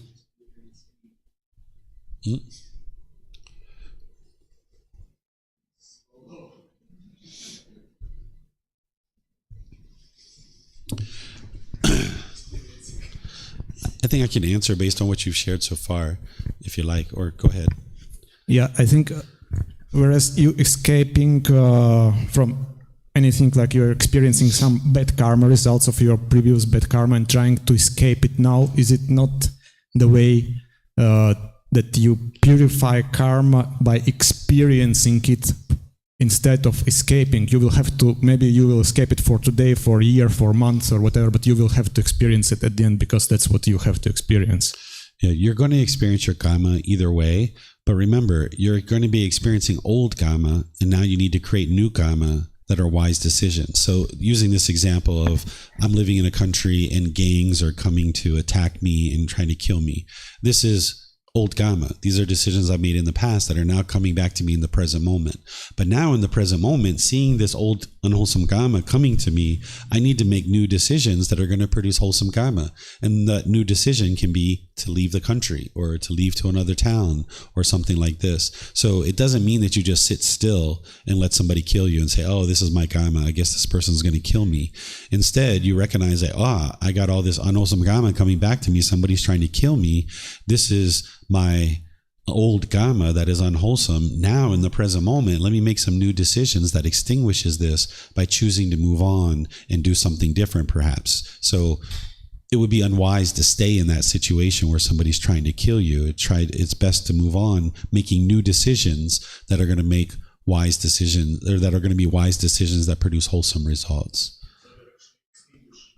You're extinguishing your old unwholesome karma by making new decisions that are wise and that are wholesome. So maybe my old decision was, I'm staying in this town where maybe I was selling drugs, maybe I was involved in the gangs, and now I've gotten out of the gang, and now I'm still in the same town, which is very unwise. If you're going to get out of a gang, or you're going to get out of that kind of lifestyle, it's better to completely move somewhere else so that you're not dealing with those people that you did unwise things with. That's the way to extinguish this unwholesome karma, is completely get out of this lifestyle and move on to a completely different area. Mm-hmm. That would be extinguishing your old karma, your unwise decisions. Okay, so It's a little bit after 12. There's another discussion that I have to share with you guys about what is merit. Are you guys okay if I continue to go? You guys can just use the bathroom and stuff like this, because we're going to break at 12:30, which is about 15 minutes from now. This topic of what is merit, it usually takes me a good 45 minutes or an hour to talk about it, but I'm going to consolidate it into 15 minutes so that you guys can learn it. And then we can take a break at 12:30, and then we'll go to the orphanage at 1:30. Okay. So if you guys need a bathroom or you need some water or something, feel free to help yourself. Okay. So let me just continue forward here. There's the break. Okay. We all had a break. Okay. Now we're back. All right. What is merit? So this is a unique type of wholesome kamma that you produce as a result of your decisions. There's something called generosity, and then there's something that's called merit. And I'm going to show you the difference between these two. And I'm just going to flip forward to here. In order to get to enlightenment, you're going to need to practice generosity, which is the giving and sharing of more than is strictly required in any given situation without any expectation of anything in return. So you're going to need to practice generosity with lots of individuals in your life. This is training your mind to eliminate craving, desire, attachment. It doesn't mean you exhaust your resources. It doesn't mean that you crave and desire to practice generosity. You still need to practice generosity from the middle way, where you're sharing your time, effort, energy, and resources. And this is one of the things that we're doing today, is going to the orphanage to practice generosity. That's why I scheduled it into the retreat at this point, because this is where I teach you about generosity, right? So you're going to need to practice this generosity. And what you do when you're practicing generosity is you ask yourself this question: was this an offering to a teacher to support the continued sharing of the Buddha's teachings, helping others to attain enlightenment? And if the answer is no, then there's these benefits that you're experiencing the elimination of craving, desire, attachment, and it's helping you to produce wholesome kamma, or wholesome results, because your mind's becoming more generous, that you're giving and sharing. Because a mind with craving, desire, attachment, you'll tend to hold on to things very tightly. You'll become selfish. You'll feel inhibited from sharing and practicing generosity. So you're going to need to practice generosity to train the mind to let go and eliminate craving, desire, attachment. But then if you're practicing generosity and it was to help the continuation of the teachings of the Buddha, this is called merit. And you're helping to eliminate your craving, desire, attachment, but you're also helping others to gain access to the teachings of the Buddha. And this is producing wholesome kamma. So sometimes what people do is they choose to share their time, effort, energy, and resources to help the continuation of the teachings. This isn't something you're required to do or you're expected to do or anything like that, but we call this merit. It's generosity, but it's directed towards the continuation of the teachings of the Buddha. Because as you're learning the teachings, the only reason why you're learning them is that for 2,500 years, people have been passing the teachings down from the time of the Buddha until now. That there's been people who've been supporting the teachings all the way through for 2,500 years. And now that you're receiving these teachings, you might be receiving a certain amount of benefit from them. And now you're deciding that, okay, I would like to be sure these teachings are available for other people as well. And you might decide to help a temple or a teacher or provide various things so that other people can get access to the teachings. We use a phrase nowadays, I think it's called pay it forward, if you've ever heard this phrase, where you're experiencing something now and then you're kind of making a generous offering to kind of pay it forward so that other people can benefit from what it is that you're experiencing. So you wouldn't be able to learn these teachings if it wasn't for 2,500 years of people sharing their generosity and bringing the teachings and preserving them in the world, to the point where now you can sit in this land, in this building, and now you can learn these teachings. So everything you see around you is a donation. This land was once owned by a Thai person. They donated their land. Then over a course of many years, people donated resources and time and effort, energy to build these buildings. And now it's a learning center. It's a cultural center where people can come and learn. And then when I started to teach here at this room, it was run down and it wasn't very well taken care of. So students started helping me to purchase a projector and air conditioning and fans and sound system and all these different things, the carpets and things like this that you see is here from donations from students that made this environment comfortable and conducive for you to be able to learn. So that's merit, when you're helping to allow the teachings to come into the world in such a way that other people can benefit from what it is that they're learning and developing their mind. So the Buddha gives various teachings on this, and I usually go through all of these, but I'm going to kind of skip to this one right here, where it's called the way of practice. the Buddha teaches what's called the way of practice. This is like a very simple way to approach your path to enlightenment, because there's the Eightfold Path, there's the 5 precepts, there's meditation training, there's all these things that you learn on your journey to enlightenment. But the Buddha boils it down to what should you do on a day-to-day basis in order to help you get to enlightenment? What can you be doing on a daily basis to be able to get to enlightenment? And he talks about practicing generosity, improving your moral conduct, and practicing meditation. He's saying this is what you should be doing on a day-to-day basis, is looking for a way to practice generosity with others, improving your moral conduct through right speech, right action, and right livelihood from the Eightfold Path, and then practicing meditation. And if you're doing this on a daily basis, you're actively moving closer and closer to enlightenment. So when you're practicing generosity, you can practice that with anybody and everybody. I oftentimes suggest people to start with something very simple, that if you're walking into a store and you're opening the door for yourself, you notice that there's someone behind you that is coming in, hold the door. This is generosity. This is sharing your time, effort, energy, and resources that isn't strictly required of you. But you need to be sure you're doing it without expectation. Because if you're standing there holding the door expecting a thank you, you're going to be frustrated when they don't say thank you. Right? So you need to do it without any expectation, not even a thank you. So when we go to the orphanage today, any offering that you give, it should be without any expectation of anything in return. They may or may not say thank you. I don't know. I can't remember whether they said thank you or not when we were there last time. I'm sure they did, but they may or may not, right? So when you give and you practice generosity, you just do so because you know it's enhancing your mind. This is what the Buddha shares. It's just practice generosity without any expectation of anything, but just know that it's enhancing your mind. And that's what's helping you to eliminate craving, desire, attachment. This is called the way of practice. The Buddha has various teachings where he talks about generosity and practicing merit, but I'm going to share this one with you because I think it's very impactful. At least when I learned it, it really helped me. It's titled, If Beings Knew the Results of Giving and Sharing. Monks, if beings knew, as I know, the results of giving and sharing, they would not eat without having given, nor would the stain of selfishness obsess them and take root in their minds. Even if it were their last bite, their last mouthful, they would not eat without having shared it, if there were someone to share it with. But because beings do not know, as I know, the results of giving and sharing, they eat without having given, and the stain of selfishness obsesses them and takes root in their minds. What he's talking about the results of giving and sharing is enlightenment. What he's saying is if you knew how peaceful and how joyful the enlightened mental state is, and you knew that it's generosity that led you to being able to experience that, he's saying you would not eat without having shared it, even if it was your last bite and your last mouthful, because you know that the way to get to this peaceful and joyful mental state is to practice generosity.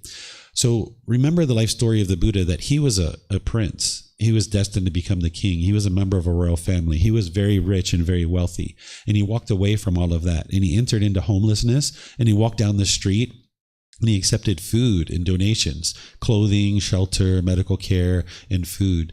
He actually never accepted gold and silver during his life. He never accepted land or animals or any of these kinds of things. He only accepted the basic necessities to live life, like food, water, clothing, shelter, and medical care. So he doesn't teach generosity as a way to enrich himself because he was already rich. He walked away from that. But he knew that it was generosity that helped him get to enlightenment, because he talks about this life that he was currently in and how generosity helped him to get to enlightenment. But he also talks about his previous lives and how generosity in his previous lives helped him to be able to get to enlightenment as a Buddha in his very last life. So he knew that generosity was a key. Even if it's your last bite, even if it's your last mouthful, you would share it if there was someone to share it with. So food, oftentimes, it's somewhat challenging for people to share.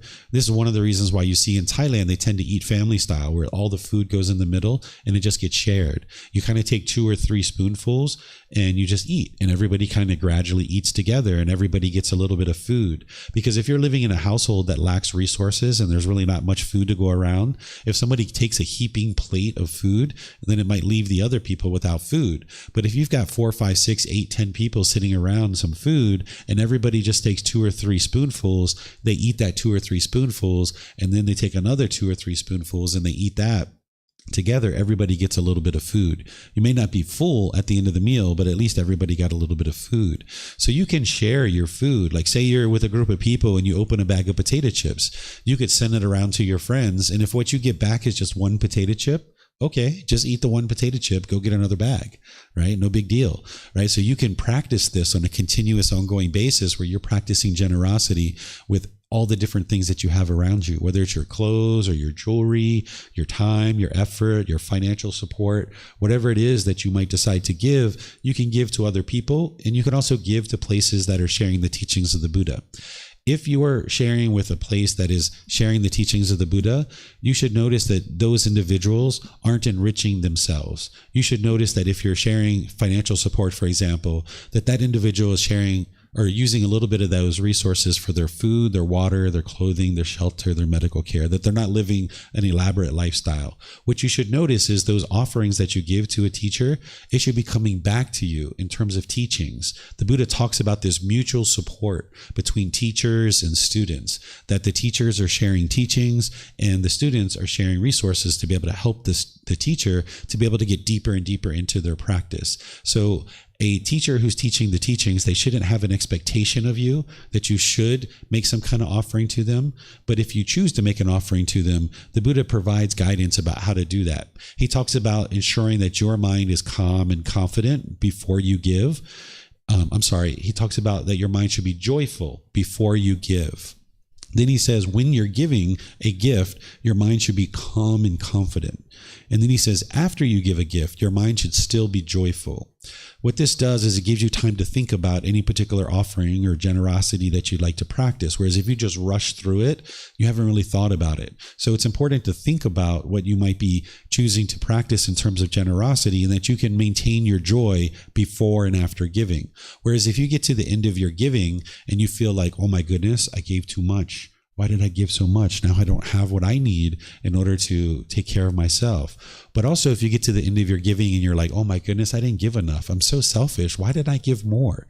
This is something that can happen too. You can have remorse. So the Buddha is teaching you to maintain your joy before and after giving, and while you're giving, to have calmness and confidence in your gift that you might be giving to any particular person.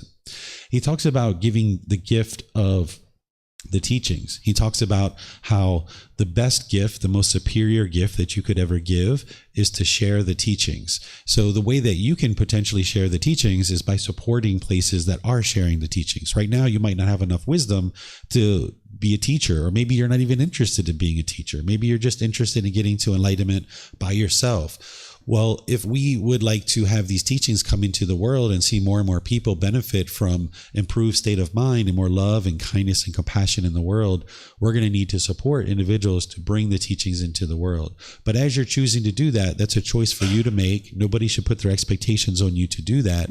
And then as you're doing that, maintain your joy all the way through. And you should notice that anybody that you're offering gifts to, that they should be using a little bit of those resources, whether it's your time, your effort, your energy, your resources, to sustain their life. But then you should notice things coming back to the community in terms of teachings and offerings and courses and retreats and a nice environment to be able to learn in. So there's some people that existed during the lifetime of the Buddha that weren't practicing his teachings very closely.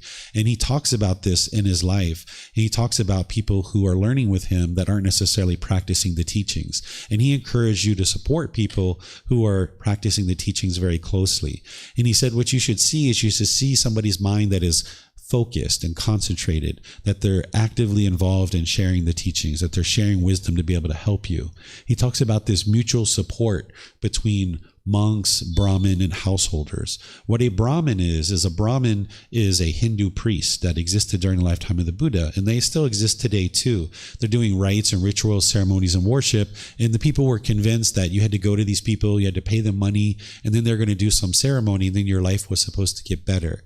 But the Buddha knew that this doesn't actually work, that you need to cultivate wisdom for your life to get better. But these Brahmin, even though they were doing rites, rituals, ceremonies, and worship, they would sometimes come to the Buddha, and they would learn about the moral conduct and some of the other teachings that the Buddha would share, and then they would share those with their students. So here the Buddha is reminding his students, the monks, that Brahmin and householders are very helpful to them, that it's the Brahmin and householders, the students, that are going to provide support so that they can continue to share the teachings. So there's this mutual support that's been built in all the way from the beginning of the life of the Buddha, that he encouraged people who were planning to teach to essentially let go of worldly life and enter into a path of sharing the teachings and being very dedicated to do that. But whether somebody chooses to do that or not, it's their own personal choice. So for like me, for example, I used to be in business, I used to be in career. I gave up all of that and decided I'm going to share these teachings for the rest of my life to be able to help people to learn and practice to be able to get to enlightenment. And now I spend my time helping students through personal guidance, through courses, retreats, through making these presentations and doing all the different things that I do to be able to share the teachings. And then if people would like to support me, they can, but they're never required to. I don't have any expectation of any support from anybody. That I'm just interested in seeing you learn and practice and be able to improve the condition of your mind and the condition of your life. And then if at any point you decide you would like to share and make these teachings available for others, you can do that if you'd like to support the work that we're doing here. But just know that you can always come here without any expectation of anything in return. Whether you're joining online or you're joining here at the temple, I'll always help you. I never have as contingent of whether or not you're supporting what I'm doing or not.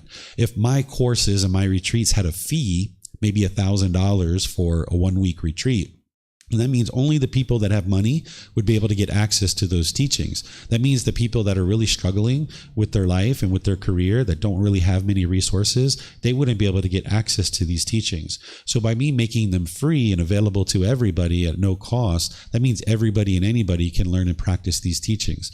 There are people who do choose to support me, and that allows me to then be able to offer these teachings for anybody free of charge, that they can download books, they can get videos and podcasts and all these other things.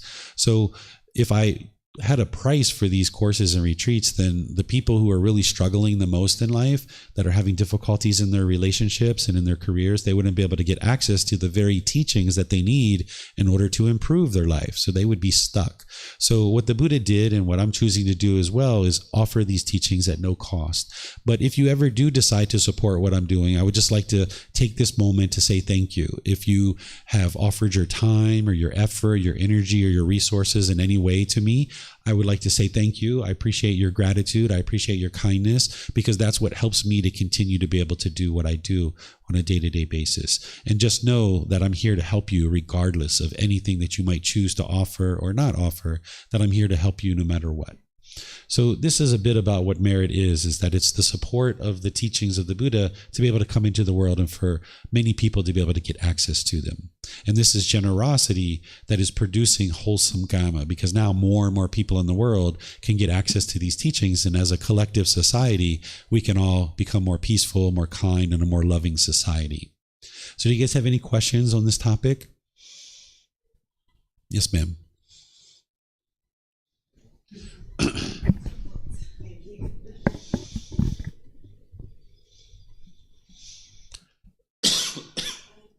I met somebody, and he was Indian, and he was born in a Brahmin family, and he wanted to stay in Thailand, but he needed to work, and nobody would hire him because he was a Brahmin. Mm-hmm. How would that relate? Because he wasn't sharing teachings, he was just looking for work. Mm-hmm. So in Thailand, the way that you get jobs is through your relationships. They typically don't hire people just off the street. If you're a business owner, you're going to make very wise decisions about who you involve in your company, because the wisdom or the lack thereof in your employee's mind is going to determine how successful your business is. So if you hire someone off the street, you don't necessarily know how much craving, anger, or ignorance they have in their mind. So typically what business owners do is they hire people that they know, people that are friends or family, or friends and family of their employees. So usually to get a job in Thai society, you need to really be part of Thai society for a long time so that people know about you and they are comfortable with you. So like this classroom here, I was teaching at this temple for 3 years before they ever offered me this classroom to teach. And I didn't know that they were going to offer this classroom. I just started teaching here because I was invited to come And I used to teach in the main building. But after about 3 years, and they saw my dedication and my determination, and the class sizes were getting bigger and bigger, they said, hey, we have this classroom for you. Why don't you teach here? But they're not going to do that on day one, or even in month one, or year one. It was 3 years of them observing this person to decide whether or not they would like to include me in what they're doing here. So this is the same way with business owners, is because they understand the natural law of Kamma so well, and they know that any decision their employees make is going to affect them in their business, they're very slow and very methodical about who they hire into their company, because they know that they're hiring an individual that is potentially has craving, anger, and ignorance, and that's going to affect their success of their business, which means it affects the success of their family and their ability to eat and everything else. Mm-hmm. Yes, sir. So for the generosity, because I had previously different thoughts and now I have different. The act of generosity to be valid, what are the conditions? Because I think like if you're sharing the chips, or if you are leaving just the tips in a restaurant, it's not really like the act of the generosity. It's just you can sometimes insult someone with your thinking that you're doing act of generosity. I guess like you say, some organizations or some person who is open for donations, or obviously if someone is asking for the help, that is a valid act for the generosity. Or what are the conditions when we can consider, yes, we did a generous act like orphanage or... Yeah. So what generosity is it's the action and the readiness and the willingness to give more than is strictly required in any given situation without any expectation of anything in return, such as your time, effort, energy, and resources. That's what generosity is. What you described about insulting somebody, you can't actually insult somebody. If somebody feels insulted because you left a $1 tip, then this is because they have an expectation of what they want. They're having a craving, a desire. Now they feel insulted. Where, hey, that might be all I could actually tip. Like when I went to America 2 years ago, I'm living on Thai baht. I don't really have much money. Where when I lived in America before, I had lots of money. I could tip very handsomely. But now when I went back there, I couldn't really tip. I just had very little, small, basic tips for people. And if they got angry because of that, then that's on them. I'm just practicing pure generosity. But if they're having a craving or expectation and they get insulted, that's on them. Because for me, it's either give them nothing or give them this $1 or $3 or something like that. So you need to be able to see what generosity is. It's just giving and sharing time, effort, energy, and resources more than strictly required in any given situation without any expectation of anything in return. And then when you practice that, that's helping your mind. What the Buddha says in terms of merit and producing merit, to practice generosity in relationship to his teachings, he shares that you should support people who are either free of craving, anger, and ignorance, which means they're enlightened, or that you should practice generosity towards people who are practicing to eliminate craving, desire, attachment, and anger, hatred, ill will, and that ignorance or unknowing of true reality. So like if you saw a monk standing on the street corner smoking a cigarette, hitting a dog, and gambling, they're not practicing the teachings very closely. It's unwise for you to support that because your money's going straight to that, right? Where the Buddha was encouraging you, hey, if there's this person that's sharing the teachings and they're developing their practice very closely and trying to help other people to be able to understand these teachings, that's the person to support. Because if you can imagine, by the time a Buddha dies, there's just thousands and thousands and tens of thousands, hundreds of thousands of people that are learning and practicing his teachings, that not all of them are practicing them very closely. So he was providing guidance about who to support and who to ensure that your generosity is producing the most merit, where you're supporting people who are actually sharing the teachings and trying to help people get to enlightenment. Let's see. Still have people hanging out online. Okay, I'm not seeing any questions anywhere. So it's 12:36. This is perfect because it gives us almost an hour for lunch. We're going to have a van here at 1:30 that's coming to pick us up. And if you guys would like to go out and have lunch and do whatever you like to do, at 1:30, if you could be here even prior to 1:30, because we're going to get in the van and we're going to go to a market and we're going to buy wholesale food, like 10 kilos of potatoes and 50 kilos of rice and things like this. If you would like to contribute money to this, there's already been some students that gave me money. I'm just creating a pot. I'm going to put 3,000 baht into this pot from the money that's given to me from donations to be able to support this. If you guys would like to give money, you're welcome to do that. If not, you can still go to the orphanage without practicing generosity. That's fine. Just going there can be very educational for you. But if you'd like to contribute to this, if you could we could maybe have a bowl, maybe this white bowl right here. We could just put a whole bunch of money in there. And then that way we'll know when we leave how much money we've got. And then we can figure out how much to purchase. I usually go with at least about 8,000 baht. What I noticed one time is I went there by myself and I purchased enough food that they could eat for 2 weeks with 8,000 baht. And the whole entire orphanage could eat for 2 weeks. So anything above that would just be additional time. And I'm not saying we have to get 8,000 baht together, but I thought I would kick it off with putting 3,000 baht in there. And there were some students yesterday who gave me some money too. So if you guys would like to contribute to that, you can. If you need to go to the ATM and come back, that's fine too. But prior to us getting to the market, if you've put some money into the pot, then we can kind of purchase things as a group. We can purchase these large quantities of things, because I'm going to take you guys to a wholesale market where we can get really low prices and lots of quantity rather than going to like a retail center. We're going to go to a wholesale market, which will actually be fun in and of itself, because these farmers basically are selling cabbage off the back of their truck, and you can see, what the wholesale market is like. This is where all the restaurants go to buy their food. So we can get really low prices and very good quality. So thank you all for your questions. Thank you for your interest to learn and practice these teachings, and enjoy your lunch. And I'll see you back here at 1:30. We'll be leaving out. Okay. So thank you so much. Sawadee Kap. Enjoy the rest of your day. Okay.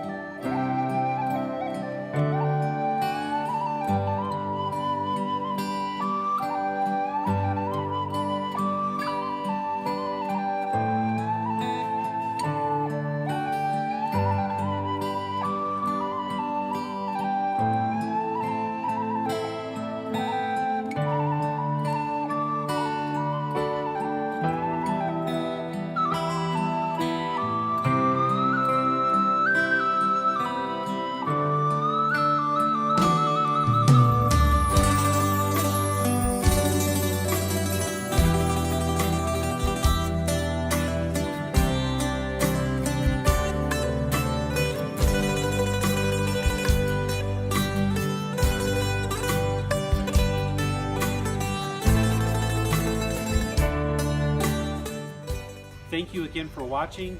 Enjoy your meditation. Look forward to seeing you online and answering any questions that you might have. Thank you so much.